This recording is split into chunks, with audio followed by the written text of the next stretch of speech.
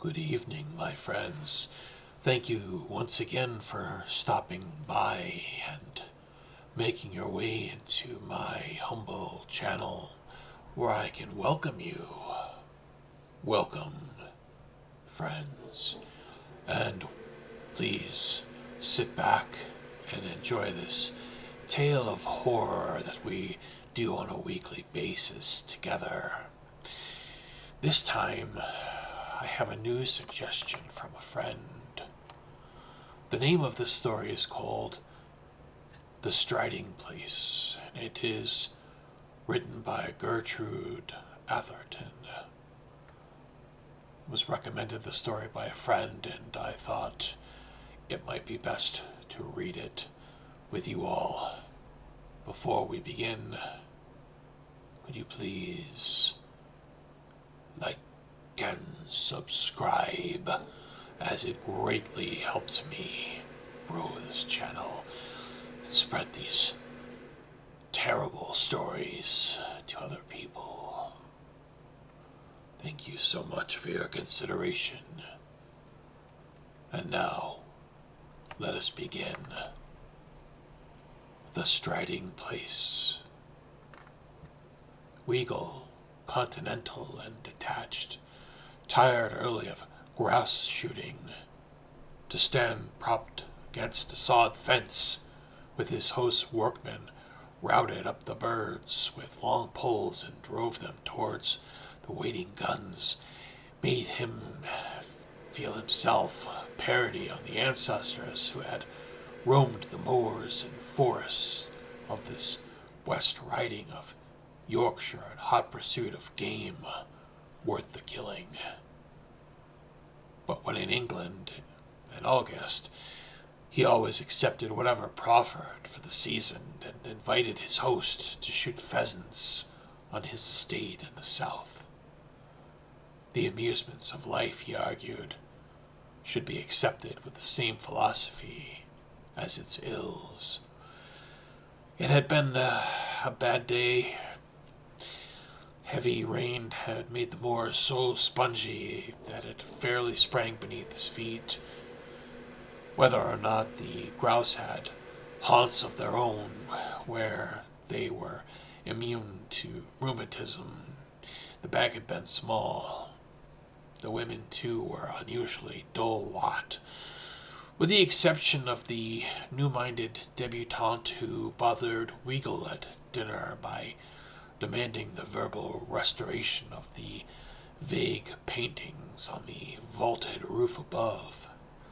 But it was no one of these things that sat on Weagle's mind as, when the other men went up to bed and he let himself out of the castle and sauntered down to the river, his intimate friend, the companion of his boyhood, the chum of his college days, his fellow traveler in many lands, the man for whom he possessed strong affection than for all men, had mysteriously disappeared 2 days ago, and his track might have sprung to the upper air for all trace he had left behind him.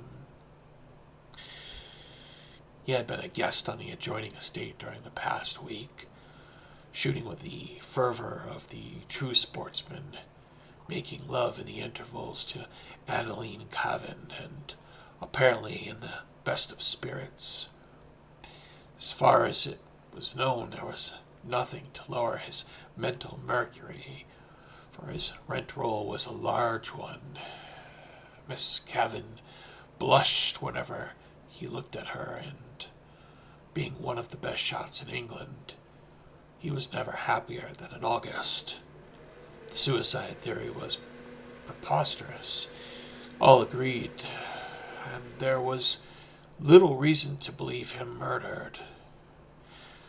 Nevertheless, he had walked out of March Abbey 2 nights ago without hat or overcoat and had not been seen since. The country was being patrolled night and day. 100 keepers and workmen were beating the woods and poking the bogs on the moors, but as yet not so much as a handkerchief had been found. Weagle did not believe for a moment that Wyatt Gifford was dead, and although it was impossible not to be affected by the general uneasiness, he was disposed to be more angry than frightened. At Cambridge, Gifford had been an incorrigible, practical joker, by no means had outgrown the habit. It would be like him to cut across the country in his evening clothes, board a cattle train, and amuse himself touching up the picture of the sensation in West Riding. However, Weagle's affection for his friend was too deep to companion with tranquility in the present state of doubt, and instead of going to bed early with the other men, he determined to walk until ready for sleep. He went down to the river and followed the path through the woods. There was no moon, but the stars sprinkled their cold light upon the pretty belt of water flowing placidly past wood and ruin between green masses of overhanging rocks or sloping banks tangled with tree and shrub, leaping occasionally over stones with the harsh notes of an angry scold to recover its equanimity. The moment the way was clear again. It was very dark in the depths where Weagle trod. He smiled as he recalled a remark of Gifford's. An English wood is like a good many other things in life, very promising at a distance, but a hollow mockery when you get within. You see daylight on both sides, and the sun freckles the very bracken. Our woods need the night to make them seem what they ought to be, what they once were before our ancestors' descendants demanded so much more money, and these so much more various days. Weagle strolled along, smoking and thinking of his friend, his pranks, many of which had done more to credit to his imagination than this, and recalling conversations that he had lasted the night through. Just before the end of the London season, they had walked the streets one hot night after party, discussing the various theories of the soul's destiny. That afternoon they had met at the coffin of a college friend whose mind had been a blank for the past 3 years. Some months previously, they had called at the asylum to see him. His expression had been senile, his face imprinted with the record of the debauchery.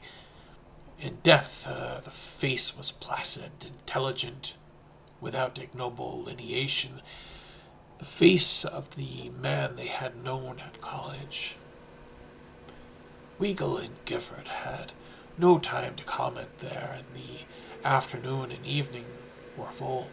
But coming forth from the house of festivity together, they had reverted almost at once to the topic.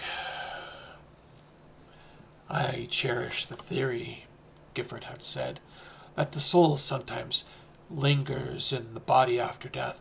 During madness, of course, it is an important prisoner, albeit a conscious one.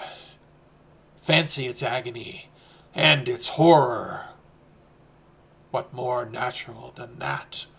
When the life spark goes out, the tortured soul should take the possession of the vacant skull and triumph once more for a few hours while old friends look their last. It has had time to repent while compelled to crouch and behold the results of its work, and it has shivered itself into a state of comparative purity.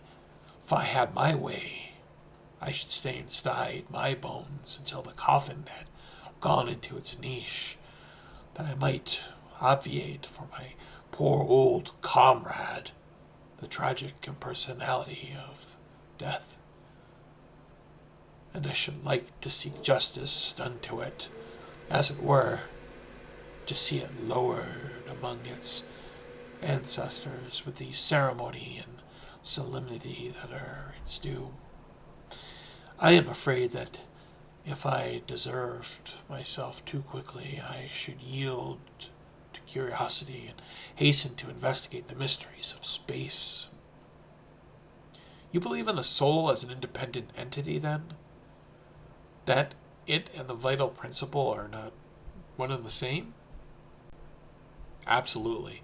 The body and soul are twins, life comrades, sometimes friends, sometimes enemies, but always loyal in the last instance. Someday, when I am tired of the world, I shall go to India and become a Mahatma, solely for the pleasure of receiving the proof during life of this independent relationship. Suppose you were not sealed up properly and returned after one of your astral flights to find your earthly part unfit for habitation. Is it an experiment? I don't think it should care to try unless it's even juggling with the soul and flesh had palled. That would be an uninteresting predicament. I should rather enjoy experimenting with broken machinery. The high, wild roar of water smote suddenly upon Weagle's ear and checked his memories. He left the wood and walked out on that huge slippery stone, which nearly closed the river wharf at this point, and watched the waters boil down into the narrow pass with a furious, untiring energy. The black quiet of the woods rose high on either side. The stars seemed colder and whiter just above, and on either hand the perspective of that river might have run into the rayless cavern. There was no lonelier spot in England, nor one which had the right to claim so many ghosts, if ghosts were there. Weagle was not a coward, but he recalled uncomfortably the tales of those that had been done to death in the Strid. Wordsworth, boy of Egremont, had been disposed of by the practical Whitaker, but countless others, more venturesome than wise, had gone down into that narrow boiling course, never to appear in the still pool a few yards beyond. Below the great rocks which formed the walls of the Strid was believed to be a natural vault, onto whose shelves the dead were drawn. The spot had an ugly fascination. Weagle stood, visioning skeletons unconfined and green, the home of the eyeless things which had devoured all that had covered and filled the rattling symbols of man's mortality, then fell to wondering if anyone had attempted to leap the Strid of late. It was covered with slime. He had never seen it look so treacherous. He shuddered and turned away, impelled, despite his manhood, to flee the spot. As he did, something tossing in the foam below the fall, something as white yet independent of it, caught his eye and arrested his step. Then he saw it was describing a contrary motion to the rushing water, and upward, backward motion. Weagle stood rigid, breathless. He fancied he heard the crackling of his hair. What was that at hand? It thrust itself still higher above the boiling foam, turned sideways, and 4 frantic fingers were distinctly visible against the black rock beyond. Weagle's superstitious terror left him. A man was there, struggling to free himself from the suction beneath the strid, swept down, doubtless but a moment before his arrival, perhaps as he stood with his back to the current. He stepped as close to the edge as he dared, the hand doubled as if in appreciation, shaking savagely in the face of that force which leaves its creatures to immutable law, then spread wide again, clutching, expanding, crying for help as audibly as the human voice. Weagle dashed to the nearest tree, dragged and twisted off a branch with his strong arms, and returned as swiftly to the strid. The hand was in the same place, still gesticulating as wildly. The body was undoubtedly caught in the rocks below, perhaps already halfway along one of those hideous shelves. Weagle let himself down upon a lower rock, braced his shoulder against the mass beside him, then, leaning out over the water, thrust a branch into the hand. The fingers clutched it convulsively. Weagle tugged powerfully. His own feet dragged perilously near the edge. For a moment he produced no impression than an arm shot above the waters. The blood sprang to Weagle's head as he choked with the impression that the strid had him in her roaring hold. He saw nothing. Then the mist cleared. The hand and arm were nearer, although the rest of the body was still concealed by the foam. Weagle peered out into the distended eyes. The meager light revealed in the cufflinks of a peculiar device. The fingers clutching the branch were as familiar. Weagle forgot the slippery stones, the terrible death if he stepped too far. He pulled with passionate will and muscle. Memories flung themselves into the hot lights of his brain, trooping rapidly upon each other's heels, as in the thought of the drowning. Most of the pleasures of his life, good and bad, were identified in some way with this friend. Scenes of college days, of travel where they had deliberately sought adventure and stood against one another, and death upon more occasions than one, of hours of delightful companionship among the treasures of art and others in pursuit of pleasure, flashed like the changing particles of a kaleidoscope. Weagle had loved several women, but he would have flouted in these moments the thought that he had ever loved any woman as much as Wyatt Gifford. There were so many charming women in the world, and in the 32 years of his life he had never known another man to whom he had cared to give his intimate friendship. He threw himself on his face. His wrists were cracking. The skin was torn from his hands. The fingers still gripped the stick. There was life in them yet. Suddenly something gave way. The hand swung about, tearing the branch from Weagle's grasp. The body had been liberated and flung outward, still submerged by the foam and spray. Weagle scrambled to his feet and sprang along the rocks, knowing that the danger from the suction was over and that Gifford must be carried straight to the quiet pool. Gifford was a fish in the water and could live under it longer than most men. If he survived this, he would not be the first time that his pluck and science had saved him from drowning.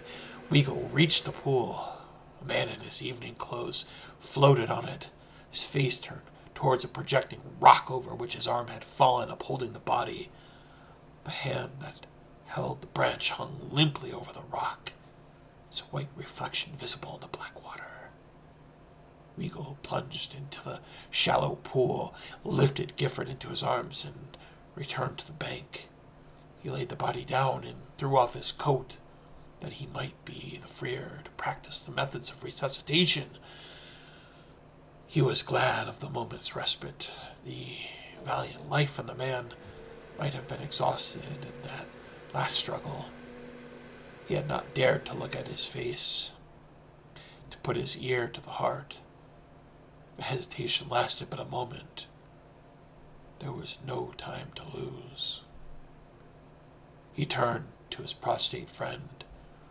As he did so, something strange and disagreeable smote his senses. For half a moment he did not appreciate its nature.